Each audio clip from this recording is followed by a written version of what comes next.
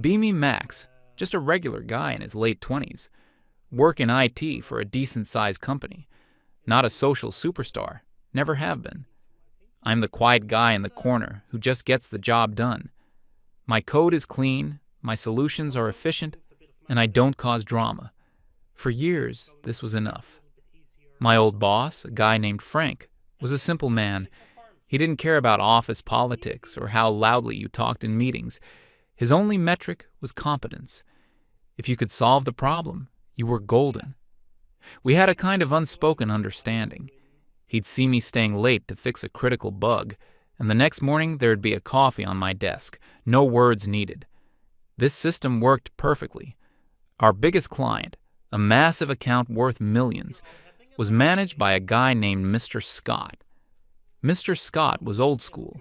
He valued reliability over everything else. He knew that if he had a real problem, a company-ending problem, I was the one who would fix it.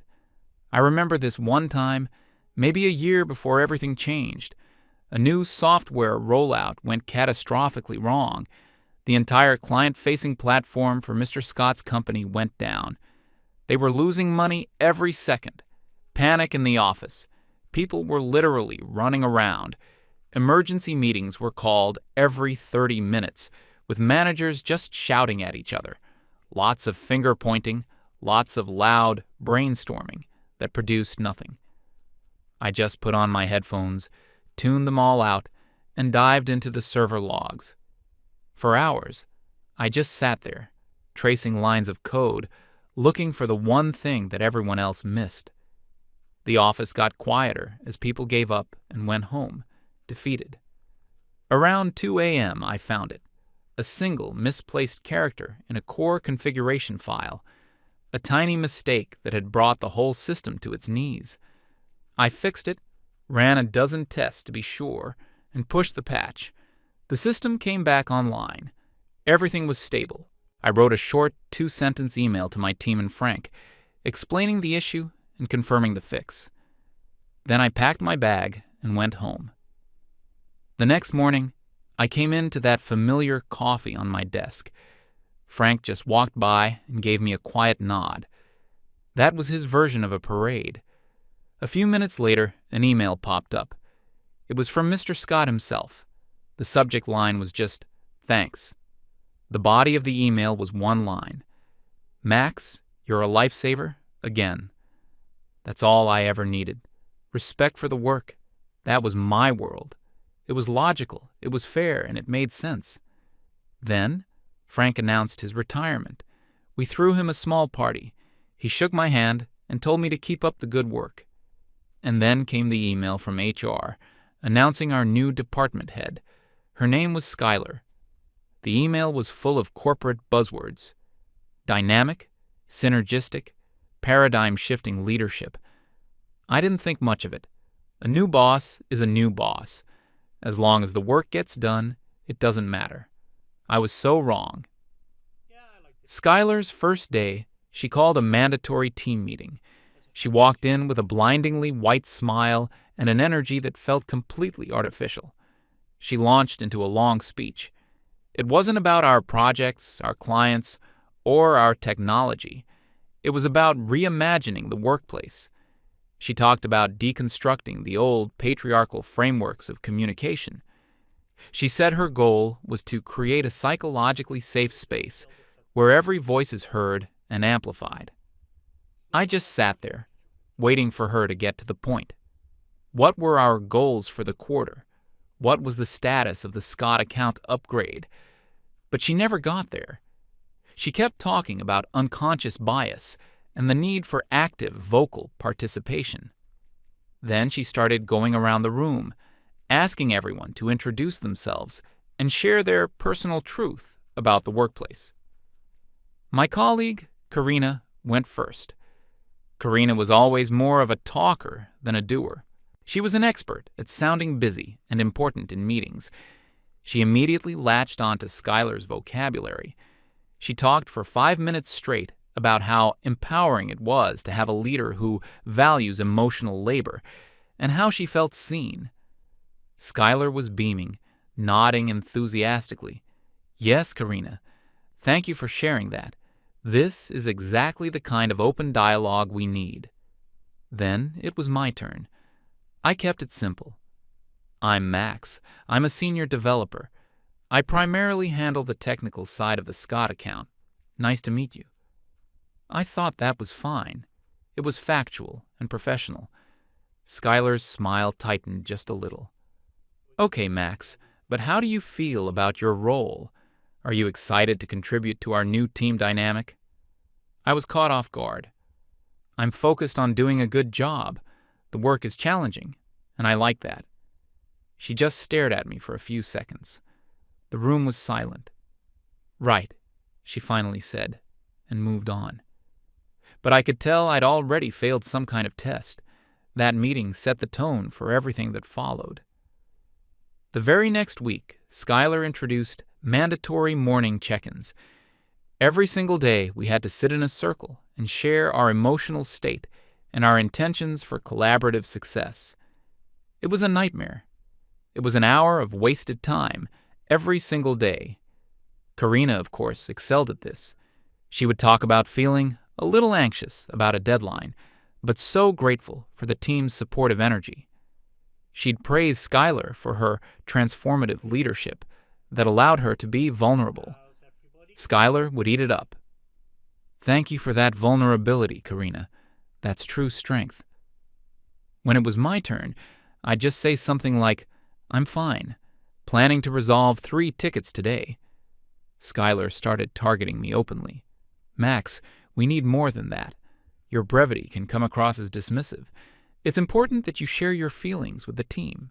Your silence creates an unsafe environment for others who want to be open. I tried to explain that I'm just a quiet person, that I express myself through my work. She cut me off. That's a very outdated and, frankly, problematic viewpoint. It comes from a place of masculine emotional suppression. We're trying to build a healthier culture here. The rest of the team just stared at their laps. No one wanted to get in the line of fire. It just got worse from there. She started critiquing my emails. I've always written very direct, concise emails. She called me into her office and showed me one I sent to the team. Subject: server patch complete. The patch is live. No issues found. She told me this email was aggressive and cold. She showed me an email from Karina on the same topic from a week before. Karina's email was 5 paragraphs long, filled with exclamation points, smiley faces, and apologies for the tiny disruption the server maintenance might have caused. Skylar told me, "See? This is how you communicate. It's warm, it's considerate. It shows you care about the team's feelings." I told her that my email conveyed the necessary information in 5 seconds, while Karina's took 5 minutes to read and said the same thing. Her face went cold. Your focus on pure efficiency is a symptom of toxic masculinity, Max. People are not machines. You need to start considering the emotional impact of your communication style. It was like living in a different reality. My entire career was built on being clear, efficient, and reliable. Now, all of those traits were being branded as toxic. The work started to suffer. With an hour wasted every morning and endless meetings about feelings and communication styles, things started falling behind. Deadlines were getting tight. Karina, who spent all her time talking about work, produced very little actual work. I found myself quietly picking up her slack, fixing her mistakes late at night just to keep the projects from derailing. I never said anything. I just did the work. That's what I always did. But Skylar only saw what happened in the meetings. She saw Karina talking, so she assumed Karina was working. She saw me being quiet, so she assumed I was not contributing. One day, there was a minor issue with Mr. Scott's account. A new feature was buggy. Karina was assigned to lead the fix. I saw her code. It was a mess. I knew it wouldn't work. In the team meeting, I tried to gently point out the potential flaws. I think there might be an issue with the database call in that new function. It could cause a memory leak under heavy load. Skylar immediately jumped in. Max, It is not constructive to criticize a teammate's work in a public forum. Karina is leading this, and we need to trust and empower her. Your comment feels like you're trying to undermine her authority." Karina looked hurt. "I really put a lot of thought into this, Max. I feel like you're not respecting my process." I just shut up. There was no point. I told myself, fine, let her do it her way. It's her project. Of course, 2 days later, the system crashed, under heavy load, just like I said it would. Mr. Scott was on the phone, and he was not happy. Skylar called an emergency meeting. Karina was in tears, saying she felt overwhelmed and unsupported. Skylar put an arm around her. "It's not your fault, Karina. The pressure was too high. We need to foster a more supportive environment." Then she looked at me. "Max, you have the most experience with this system. Why didn't you foresee this and offer more proactive support to Karina?" I was stunned. "I did. I warned you about the memory leak in the meeting 2 days ago." Skylar shook her head. "No, you made a critical comment. You didn't offer a collaborative solution. There's a big difference. You saw a teammate struggling and chose to let her fail to prove a point. That's not how we do things here." I felt a rage building inside me, something I hadn't felt in years, but I just pushed it down. I said nothing. I just said, "I'll fix it." I stayed up all night, again, rewriting Karina's code from scratch. I fixed the bug, optimized the feature, and deployed it. The next morning, the system was running perfectly. I sent a simple status update. "The bug on the Scott account is resolved." A few weeks later, Skylar called me into her office for a one-on-one performance review. I sat down across from her desk. She had a serious expression on her face. She started by telling me that my technical skills are adequate. Then came the but. "But your soft skills are severely lacking. You are perceived as unapproachable, negative, and not a team player. You consistently fail to contribute to our team culture." She pulled out a list. "You don't participate actively in morning check-ins. You send blunt emails. You publicly critique your colleagues instead of offering support. You seem to think that just doing your technical tasks is enough, but it's not." I tried to defend myself. "Skylar, my performance has always been measured by the quality of my work. Mr. Scott has never had a single complaint about my technical solutions. I've closed more critical tickets than anyone else on the team." She held up a hand to stop me. "You keep bringing up Mr. Scott.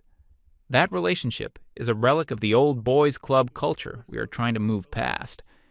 It's not healthy for one client to be so dependent on one person. It's a systemic risk."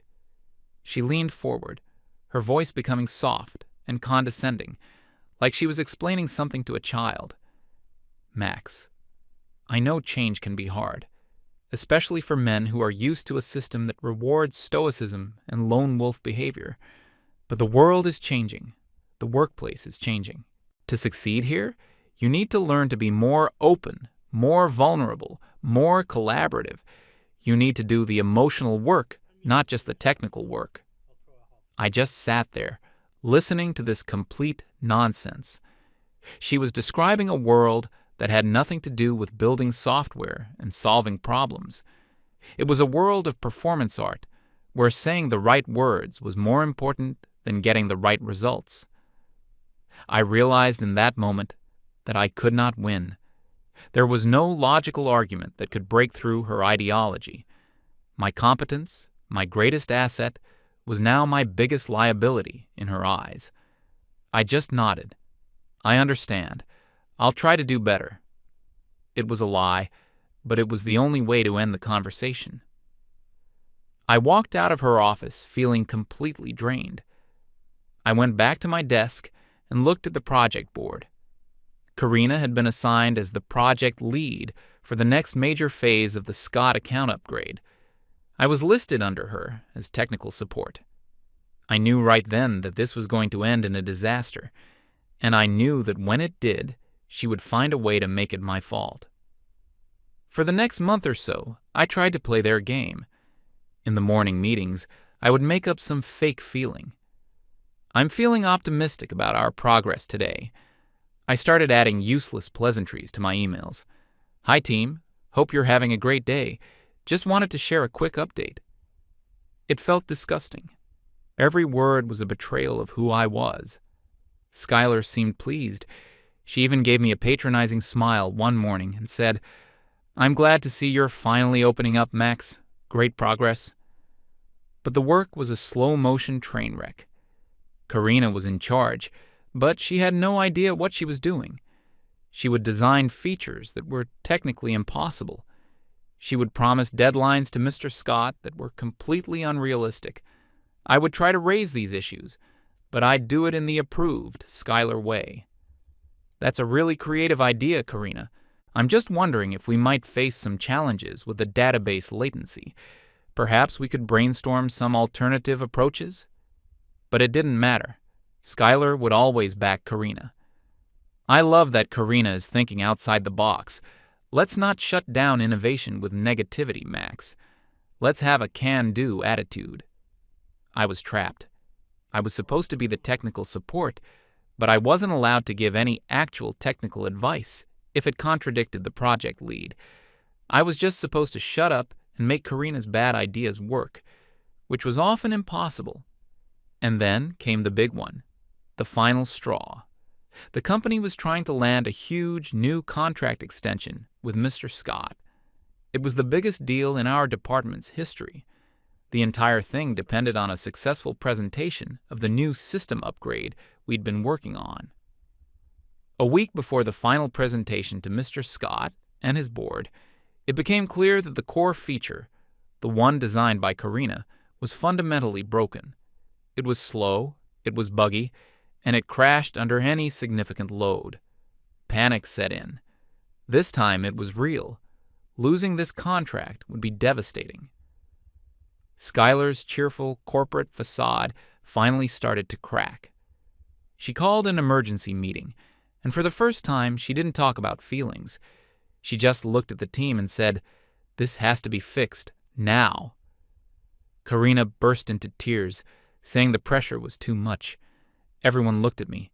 The room went silent. Skylar looked at me, her eyes pleading. The mask was off. She was scared. "Max," she said, her voice barely a whisper, "can you fix it?" I just looked at her. I thought about everything that had happened over the past few months. The public shaming, the lectures, the condescension. I should have said no. I should have said, "This is the collaborative environment you wanted. Collaborate your way out of it." But my work ethic, the very thing she called toxic, wouldn't let me. Mr. Scott was my client. I had a responsibility to him. I just nodded. "I'll do it." I didn't go home for 3 days. I slept on a couch in the break room for a couple of hours each night. I threw out everything Karina had built. It was unsalvageable. I started from scratch, using the original, stable architecture. I worked like I hadn't worked in years. I coded, I tested, I debugged, I drank gallons of coffee. The rest of the team left me alone. They knew they'd just be in the way. On the morning of the presentation, with about an hour to spare, I finished. The system was not just fixed, it was better than ever. It was faster, more stable, and more efficient than the original design. I ran the final diagnostics. Everything was green. Perfect. I sent a one-line email to Skylar. "It's ready." Then I went to the men's room, splashed some water on my face, and put on a fresh shirt I'd brought with me. I walked into the big boardroom just as the meeting was starting. Mr. Scott was there with his executive team. My company's upper management was there. And Skylar was standing at the front of the room, ready to present. I took a seat in the back, expecting to just be a fly on the wall in case any technical questions came up. Skylar started her presentation. She was back to her old self, confident, smiling, full of buzzwords. She talked about the incredible journey of collaborative innovation that led to this new system. Then, she put up a slide with a picture of the team. I want to give a special thank you to the leadership on this project, she said, her voice full of fake sincerity. Karina, in particular, showed extraordinary vision and resilience.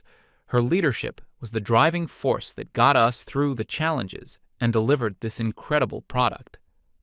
I just stared. I couldn't believe what I was hearing.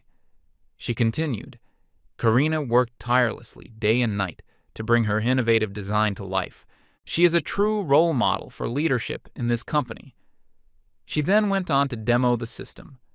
My system, the one I had just spent 72 hours of my life building from nothing. She clicked through the features flawlessly. Everything worked perfectly. Mr. Scott and his team were visibly impressed. My own managers were beaming. At the end of the presentation, the room broke into applause. Mr. Scott stood up and shook Skylar's hand. Incredible work. Truly impressive. Skylar just smiled and said, It was a total team effort, but the credit really belongs to Karina's brilliant leadership. Karina, sitting near the front, was blushing and looking humble. No one looked at me. No one mentioned my name. It was as if I didn't exist. I wasn't angry. I wasn't sad. I felt nothing. Just a profound, hollow emptiness. In that moment, watching them all celebrate the work I had done while completely erasing me from the narrative, something inside me just switched off. I stood up quietly and walked out of the room. No one noticed. I went back to my desk. I didn't smash my keyboard. I didn't shout. I just sat down, opened a browser, and went to the website of a competitor who had been trying to recruit me for the past year. I found the email from their headhunter. I wrote a simple reply. Regarding your previous offer, is it still on the table? I'm interested. Then I opened a new document, and I started typing my resignation letter. I hit send on the email to the competitor. A feeling of calm washed over me. It wasn't happiness, not yet. It was just quiet. The inner turmoil had stopped. My resignation letter was short and professional. It didn't mention Skylar or Karina or the presentation. It just stated my intention to leave, effective in 2 weeks, as per my contract. I attached it to an email, addressed it to Skylar and HR, and clicked send without a second's hesitation. For the rest of the day, I worked methodically. I started documenting everything, every system I had built, every custom script I had written. I laid out the architecture of Mr. Scott's entire platform with detailed notes and warnings about potential pitfalls. I knew no one would be able to understand it, least of all Karina, but I did it anyway. It was professional. It was the right thing to do. Skylar didn't come to my desk. She didn't call me into her office.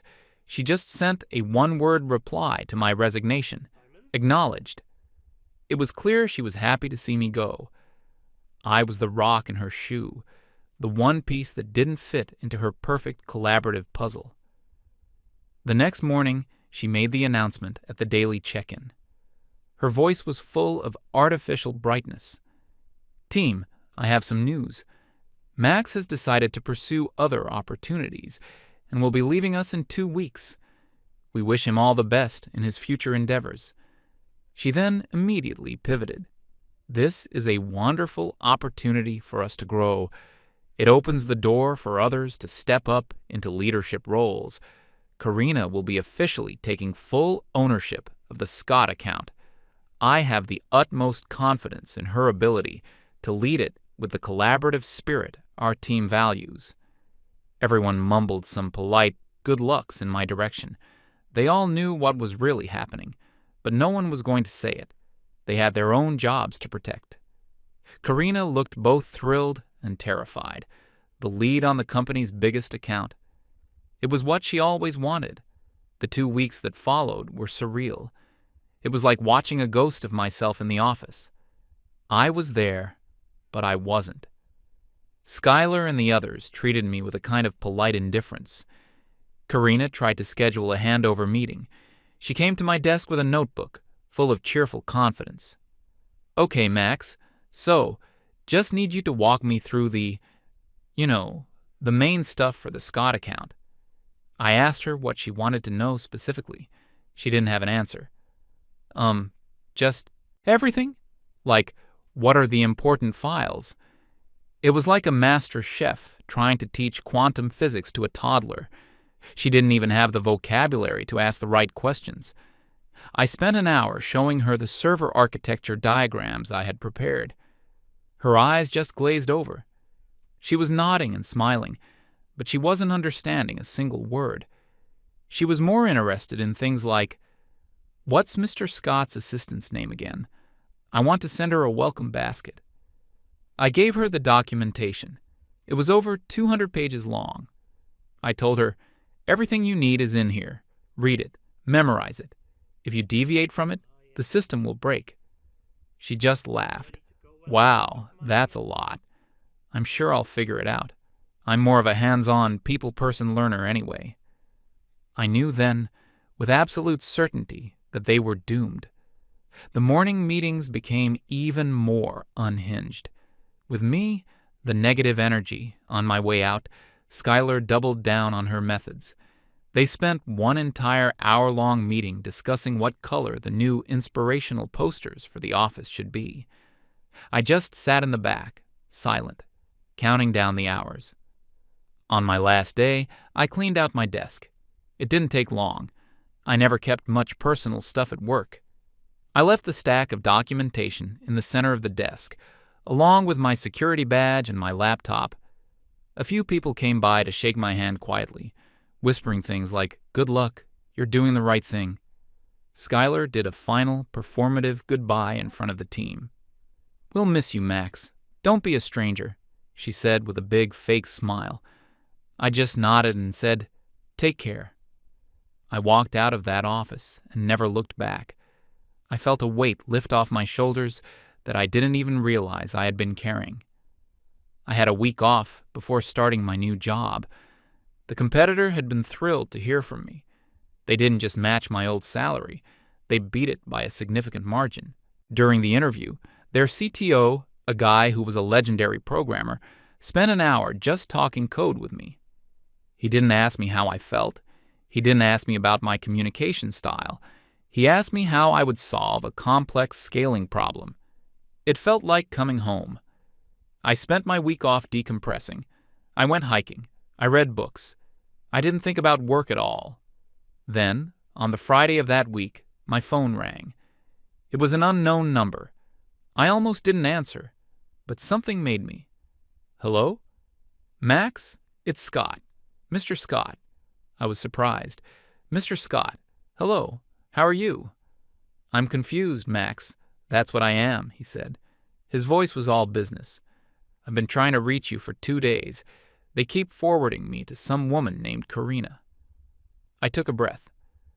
"I'm no longer with the company, Mr. Scott. Last Friday was my last day."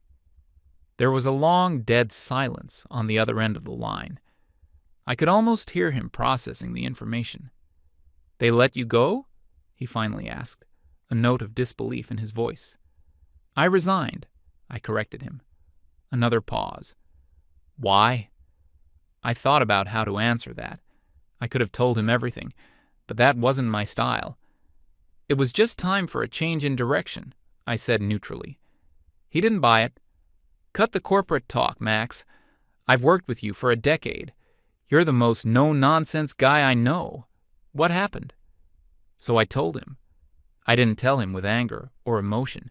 I just stated the facts. I told him about the new manager, about the focus on feelings over facts. And I told him about the final presentation and how the credit for my 72-hour rescue mission was given to someone else. I just laid it all out, plain and simple. When I was done, there was another long silence. "That woman," he said, and his voice was now ice cold. "The one who took the credit. Was her name Karina?" "Yes," I said. "And the new manager is Skylar?" "Yes." "Okay," he said. The word was clipped, final. "Thank you for telling me, Max. I appreciate your honesty, and I appreciate the 10 years of excellent work you did for me. Let me make a phone call. I'll be in touch." He hung up. I didn't know what he was going to do, but I knew it wouldn't be quiet. I started my new job the following Monday. The office was calm. People were focused. It was a place for adults who wanted to do good work. It was wonderful. Around noon, I got an email from the competitor's headhunter who had hired me. "Can you come to the CTO's office? We have a potential new client who specifically asked to speak with you." I walked into the CTO's office. He was on a video call on the big screen. The face on the screen was Mr. Scott. He saw me, and a huge grin broke out on his face. "There he is. Max, my friend, good to see you." My new CTO looked at me, then at the screen. "You two know each other?" Mr. Scott chuckled. "Know him? This man has single-handedly saved my company from collapsing at least 3 times. I was just telling your boss here that I've decided to move my business, all of it." He looked me right in the eye through the camera. "My contract had a key person clause tied to you, Max. I guess my lawyers were smarter than I thought. When you left, the contract was breached. I've officially terminated my agreement with your old company this morning." I was speechless. I had no idea about any clause like that. Mr. Scott continued. "I told them exactly why. I told them that I'm in the business of results, not feelings, and that my business is going wherever Max goes. So, the question is, does your new company want to take on a very large, very loyal new client?" My new CTO was looking at me with a mix of shock and amusement. He smiled. "Well, if he's good enough for you, Mr. Scott, he's good enough for us. We would be honored to have your business." The rest of the day was a blur of meetings. Lawyers, accountants, project managers. By the end of the day, the deal was in motion. One of the biggest client transfers in the industry. Later that week, I got a text from an old colleague. It was a link to a news article in a local business journal. The headline was about my old company's stock taking a massive hit after the unexpected loss of their largest client. The article quoted an anonymous inside source who described the management of the department as a toxic environment where appearances were valued more than competence. My friend added a message below the link. It was chaos here. When Mr. Scott pulled the contract, the CEO came down to our floor personally. He walked into Skylar's office, and they had a shouting match for 20 minutes. We could hear everything. She was trying to blame me. My friend's text continued. She was saying I wasn't a team player, that I was a disruptive element. The CEO wasn't having it. He told her he didn't care about buzzwords. He cared about the millions of dollars she just lost. They fired her on the spot. Security walked her out. She was crying. She had to carry her stuff out in a box. I read the message and felt a strange sense of closure. It wasn't about revenge. It was about balance. The world had been turned upside down, and now it was righting itself. The final text from my friend read, "Karina tried to take over the system after you left. She crashed the staging server within an hour. They reassigned her to writing the company newsletter. LOL." I put my phone down. I looked around my new office. It was quiet. The only sound was the clicking of keyboards, the sound of people working, solving problems, building things. My new boss walked by and put a coffee on my desk. He just smiled and gave me a quiet nod. No words needed. I took a sip. It was good coffee, and for the first time in a very long time, I smiled. A real smile. The work was all that mattered. It always had been.